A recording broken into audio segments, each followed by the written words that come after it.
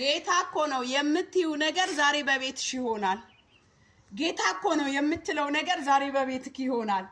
መጽሐፍ ቅዱስ ዮሐንስ ምዕራፍ 21 ከቁጥር 6 ያለውን አነባለሁ። ኢየሱስ ጌታ ነው። መረቡንም ከቁጥር 5 ልጀምር።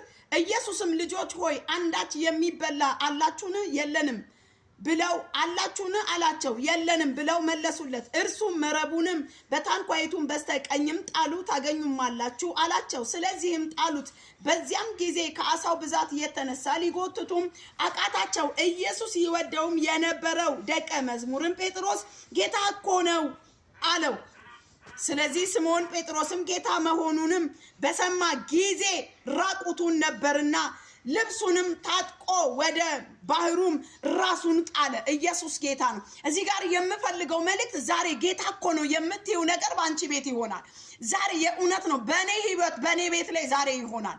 እመንና ተቀበል። ጌታ እኮ ነው የሚያስብል ነገር ይሆንልሃል። አንተ እኔ አላውቅም፣ ግን ምን እንደሆነ አላውቅም። የእውነት ነው የምነግራችሁ። ምን እንደሚመጣልህ አላውቅም፣ ምን እንደምጨብጥ አላውቅም።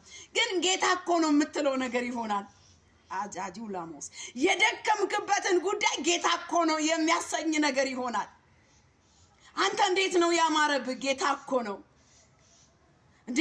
እንዴት ያንን ተራራ ወጣው? ጌታ እኮ ነው። አረ ሸለቆ ግን እንዴት ሞላልሽ? ጌታ እኮ ነው። አረ ግን ነገሩ እንዴት ተስተካከለ? ጌታ እኮ ነው። አረ ድግስሽ እንዴት ነው ያማረው? ጌታ እኮ ነው። ጌታ እኮ ነው የምትለው ነገር ይሆናል። እኔ ምን እንደሆነ አላውቅም፣ እወቅ። አንተ ብቻ አምና አሜን ብለህ ተቀበል። ለምስክርነት ፍጠን። ጌታ እኮ ነው የምትይው ነገር ዛሬ ይሆናል።